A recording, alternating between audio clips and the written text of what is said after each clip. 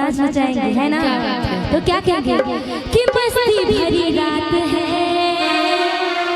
अब मेरी मैया मेरे साथ है, अरे आकर के ले मजा, तो डरने की क्या बात है। एक मिनट जाइए, थोड़ा इंतजार कीजिए, जो झूमना चाहते हैं वो यहाँ आ जाइए, झूमिए, एकदम आएंगे, आप सब भी आ जाइए तो अच्छा लगेगा। कि मस्ती भरी रात है,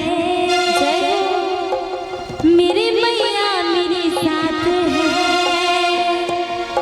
अरे आकर के ले मजा, तो डरने की क्या बात है। जय माता दी बोलो बोलो बोलो, जय माता दी बोलो बोलो, जोर से बोलिए, जय माता दी बोलो बोलो बोलो, जय माता दी बोलो बोलो। अरे मस्ती भरी रात है, मेरे मैया मेरे साथ है, अरे आकर के ले मजा, अब डरने की क्या बात है। जय माता दी बोलो बोलो बोलो, जय माता दी बोलो बोलो, जोर से बोलिए, जय माता दी बोलो बोलो बोलो, जय माता दी बोलो बोलो।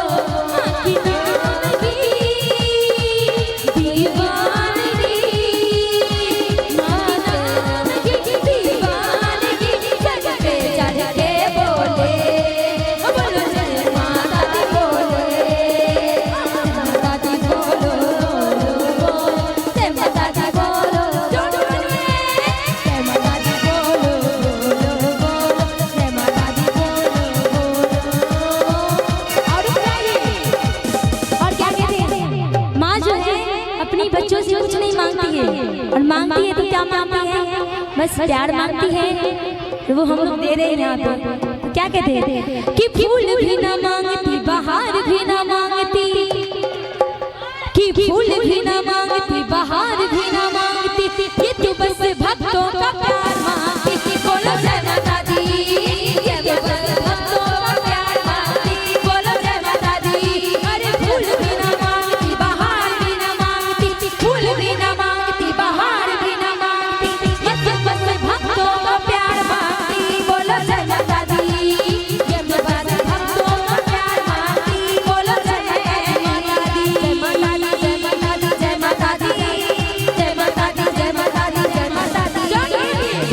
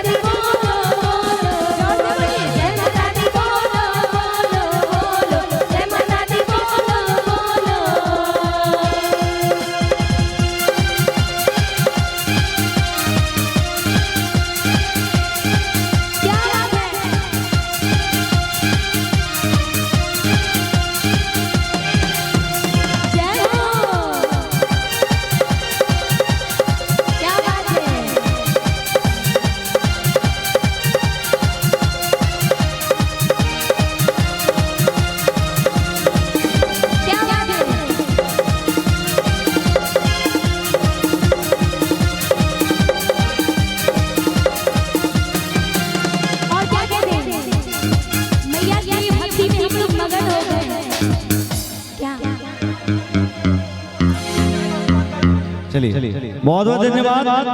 अभी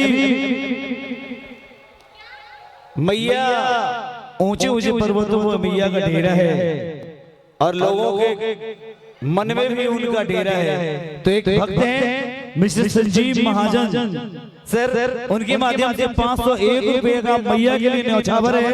मैं चाहूंगा कि एक बार जोरदार तालियां होनी चाहिए।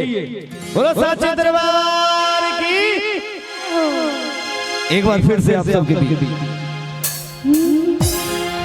कि मान मगन भक्ति में ऐसा, मान मगन भक्ति में ऐसा, सारा झंझट छोड़ की जय हो। आज जो भी झंझट है उसको छोड़ दीजिए और अब झूमेंगे, गाएंगे, नाचेंगे कि मान मगन भक्ति में ऐसा, मान मगन भक्ति में ऐसा, सारा झंझट छोड़ के मान मगन भक्ति में ऐसा, सारा झंझट छोड़ के आज नहीं की बहुरिया नाचे चुनरिया और आज नहीं की बहुरिया नाचे ललकी चुनरिया और मान मगन भक्ति में ऐसन, मान मगन भक्ति में ऐसन, सारा झंझट छोड़ के मान मगन भक्ति में ऐसन, सारा झंझट छोड़ के आज